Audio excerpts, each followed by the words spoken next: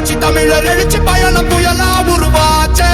பல வருஷம் கழிச்சு நினைச்ச கனவு நிஜமா நடந்தாச்சு. சட்ட ஒழுங்கு அடியோடு சீர்குலைஞ்சு போச்சு. எங்க பார்த்தாலும் போதைப் பொருள் விற்பனை, கஞ்சா விற்காத இடமே இல்லை. எல்லாம் கஞ்சா அடிச்சுட்டா தீர்ந்து போச்சு. பாலியல் வன்கொடுமை தொடர்ந்து நடக்குது. இன்னைக்கு பார்த்தீங்கன்னா 2 நாளைக்கு முந்தி திருவள்ளூர் மாவட்டம் கும்மிடிப்பூண்டி பள்ளியில் இருந்து வீடு திரும்பி கொண்டிருந்த 10 வயது சிறுமி பின்னாடியே ஒருத்தன் போறான், அப்படியே தூக்கிட்டு போயிட்டான். எல்லாம் சிசிடிவி பார்த்தோம், எல்லா தொலைக்காட்சியிலையும் பார்த்தோம். கேவலம். நானும் பல முறை சொல்லிட்டேன், பயம் கிடையாது. இன்றைக்கு குற்றம் செய்யறவனுக்கு பய உணர்வு போயிட்டுது, அச்ச உணர்வு போயிட்டுது. இன்றைக்கு காவல்துறை செயலிருந்து இருக்கின்றது. ஒரு பள்ளிக்கு போய்கின்ற சிறுமிய அப்படியே ரோட்டில் போயிட்டு இருக்கும்போது அலாக்கா தூக்கிட்டு போய் அந்த பாலியல் வன்கொடுமைக்கு ஆளாக்குனா நாடு எப்படி இருக்குது? நானும் பல முறை சொல்லியாச்சு. சிறுமி முதல் பாட்டி வரைக்கும் மிக மோசம். சொல்வதற்கே கஷ்டமா இருக்குது, வேதனையா இருக்குது. ஏன்னா இந்த மண்ணில் பிறந்தவர்கள் அத்தனை பேரும் இன்றைக்கு பெண்களை தெய்வமாக என்ன வேணும். நம்முடைய குழந்தை பாதிச்சா எப்படி கதறுவோம், அப்படி எல்லா குழந்தைகளும் நம்முடைய குழந்தைகளை நினைக்க வேணும். ஆனா அப்பா அப்பான்னு சொல்றாங்க. இந்த பிள்ளை கதறும் போது இந்த அப்பா எங்க போனார்? அப்பா எங்க போனாரு? அப்பான்னு பேர் வச்சா மட்டும் பத்தாது, அதுக்கு உண்டான ஸ்தானத்திலிருந்து செயல்படுத்தணும். அதுதான் அப்பாவுக்கு மரியாதை.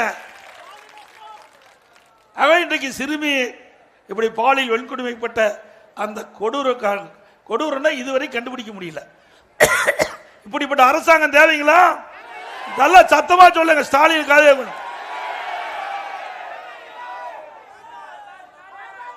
அது மட்டும் இல்ல, இன்னைக்கு தொலைக்காட்சி திறந்தாலும் சரி, பத்திரிகை திறந்தாலும் சரி, இந்த பாலியல் வன்கொடுமை தான் நடந்துகிட்டு இருக்குது. ஆனா ஸ்டாலின் என்ன சொல்றாரு?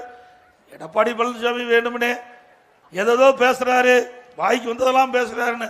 நான் உண்மை தான்ப்பா சொல்றேன். நான் ஏதாவது பொய் பேசியிருக்கேன்? நான் இது வரைக்கும் பேசினேன் பொய் ஏதாவது பேசியிருக்கேன்?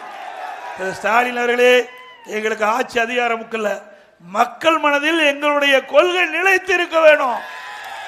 இது பொன்மனச்சம்பல் புரட்சி தலைவர் எம்ஜிஆர் தொடங்கிய கட்சி, அம்மா இமை போல் காத்த கட்சி, நாட்டு மக்களுக்காக 20 தலைவர் உழைந்து மறைந்த தலைவர்கள் உருவாக்கிய கட்சி. எங்க தலைவருக்கு குடும்பம் கிடையாது, 2 தலைவருக்கும் வாரிசு கிடையாது, நாம் தான் வாரிசு.